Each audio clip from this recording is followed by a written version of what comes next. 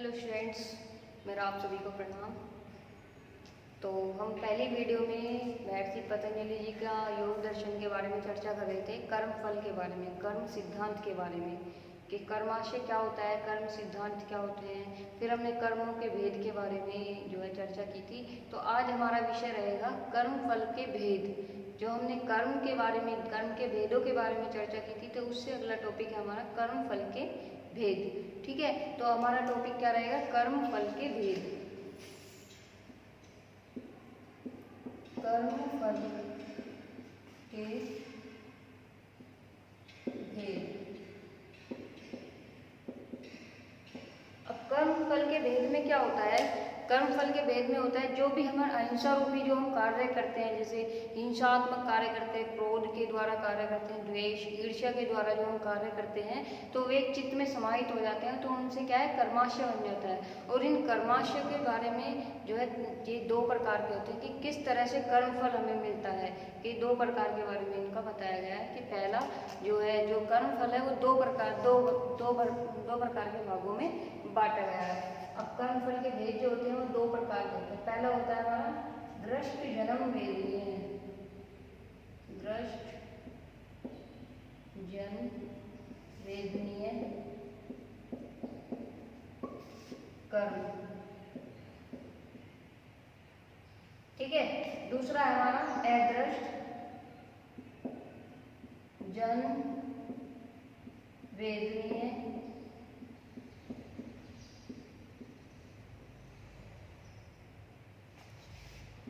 कर्म। ये हमारे दो प्रकार के फलों के बारे, कर्म फलों के बारे में बताया गया कि दृश्य जन्म वेदनीय कर्म और अदृश्य जन्म वेदनीय कर्म।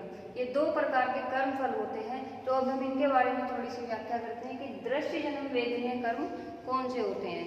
ठीक है।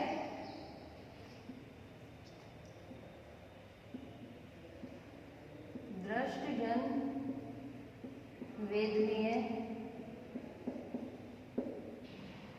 कर्म।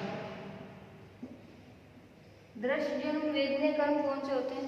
वे कर्म होते हैं जो साधक अपने योग मार्ग में बहुत तेजी से कार्य करता है। ठीक है, एक संचित मात्रा में कार्य करता है, लेकिन उस कार्य का जो है फल भी वो तेजी से चाहना चाहता है। जो व्यक्ति होते हैं कि अपने कार्य को जल्दी जल्दी करते हैं, एकदम स्पीड से जो कार्य करते हैं, तो उनका फल भी क्या है? उनको इतनी ही तेजी से मिलता है। अब वो चाहे कर्म अच्छा हो, पाप हो या पुण्य है, उनका फल भी उनको बहुत ही जल्दी से मिलेगा। तो इसमें यही बताया गया है कि जो जितने मनोवेग से, तीव्र मनोवेग से जितने भी कार्य होंगे वो उसी के अनुसार होंगे। मान लिया अगर हम कितने भी, जो हमारा मन है, हमारी चंचल अवस्था होती है मन की, तो हम अपने मन के अनुसार जो हम कार्य तेजी से करेंगे, मनोवेग तीव्र गति से करेंगे, तो उसमें क्या है? हमें फल भी उसी तरह से इतनी ही तीव्र गति से प्राप्त होते हैं। तो ये हमारा दृश्य जन्म वेदनीय में कर्म में आता है कि मनोवेग के द्वारा तीव्र गति से कार्य किया जाने वाला कर्म दृष्ट वेदनीय कर्म कहलाता है। तो उसका फल चाहे अच्छा हो या बुरा हो, वो हमें उतनी ही तेजी से मिलता है। ठीक है। ये तीव्र गति या मनोवेग के द्वारा, मनोवेग के द्वारा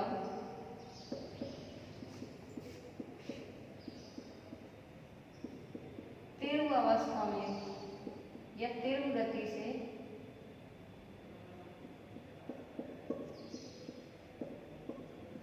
किया जाने वाला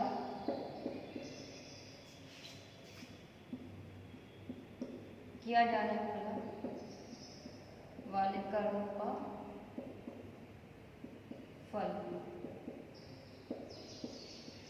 ठीक है। तो इसमें एक श्लोक है हमारा, जो महर्षि पतंजलि जी ने कहा है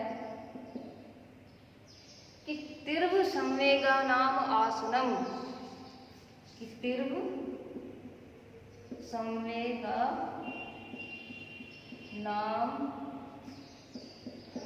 आसनम, तीव्र संवेगा नाम आसनम। ये हमारा श्लोक है कि तीव्र संवेगा नाम आसनम।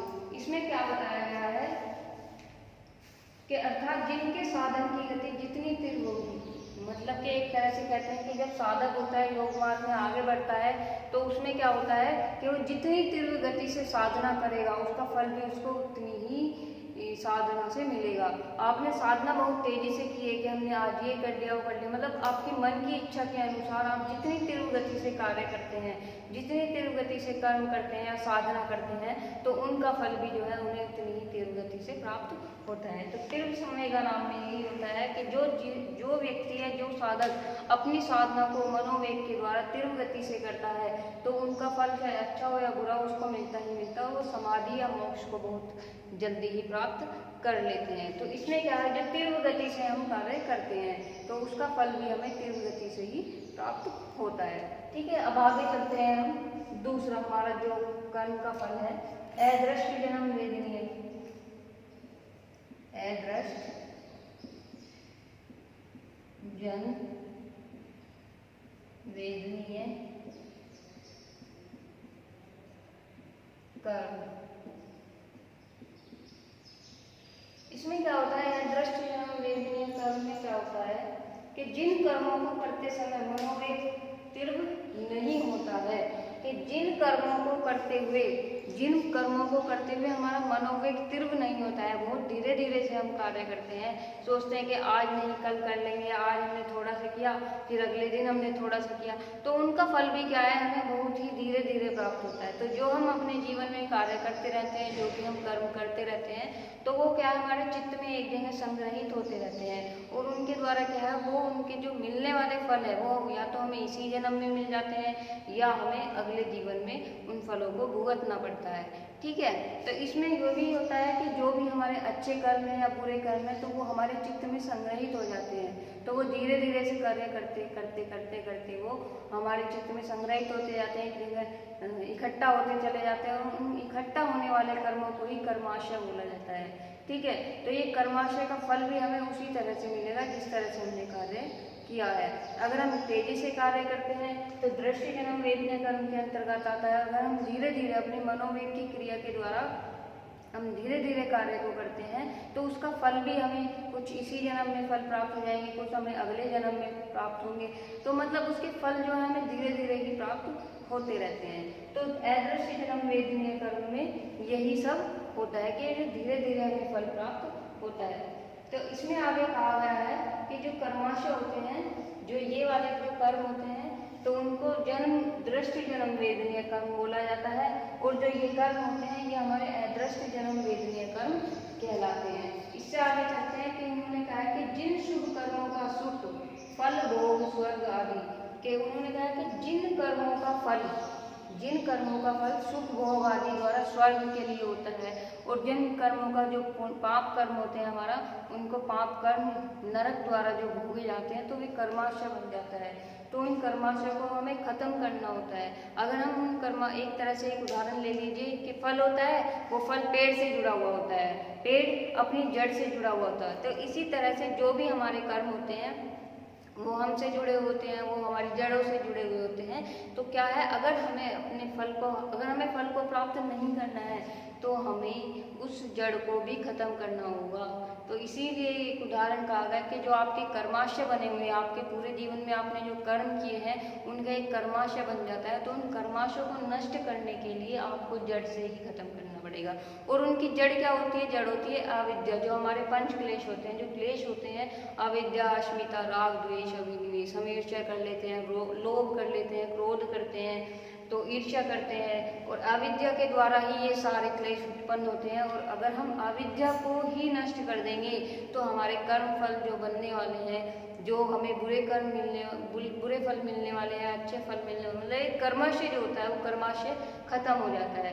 जब हमारा अविद्या खत्म हो जाएगी, साधक के अंदर से अविद्या, क्लेश खत्म, ये सब नष्ट हो जाएंगे, तो उसी तरह जो उसे मिलने वाले जो फल हैं, जो उसकी एक इच्छा है, वो भी सभी खत्म हो जाएगी। इस अविद्या के कारण ही तो हमें ये सब रहते हैं कि हमें ये भी चाहिए, वो भी चाहिए, हम ये भी कर लें, वो भी कर लें, लेकिन ऐसा नहीं होता है।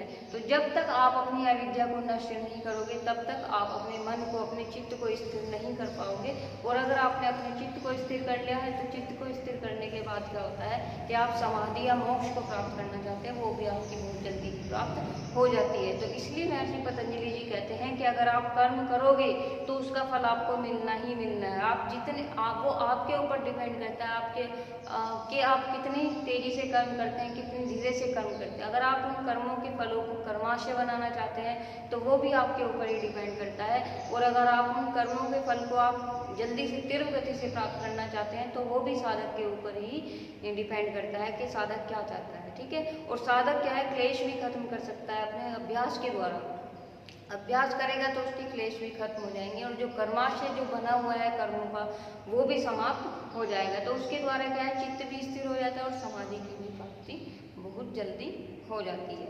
तो आज हमारे जो ये थे कर्म वेद के फल जो थे वो आज हमने इसके बारे में थोड़ी सी चर्चा की है कि दृष्टि जन्म वेदनीय कर्म और अदृष्टि जन्म वेदनीय कर्म, ठीक है। तो ये किस तरह से होते हैं, इसमें एक श्लोक भी है कि तिर्व सम्यगानाम आसनम, कि इसमें क्या होता है कि जब भी व्यक्ति या जब भी साधक तीव्र गति से कोई भी कार्य करता है या तीव्र गति से अपनी स्थिति को प्राप्त करना चाहता है, कर्म करता है, वो उसके लिए अभ्यास करता है उसके लिए, तो वो स्थिति उसको बहुत जल्दी ही प्राप्त हो जाती है और उसकी समाधि और मोक्ष उसको बहुत जल्दी ही लग जाते हैं, ठीक है। और इसमें अदृष्टि जन्म वेदनीय कर्म में क्या था, वो बहुत धीरे धीरे कार्य करता है, वो अपने फलों को इकट्ठा करता रहता है और वो धीरे धीरे से उसके जीवन में आते रहते हैं। अब वो कठिनाई हो या अच्छी हो तो वो उनको भोगता ही भोगता है, ठीक है।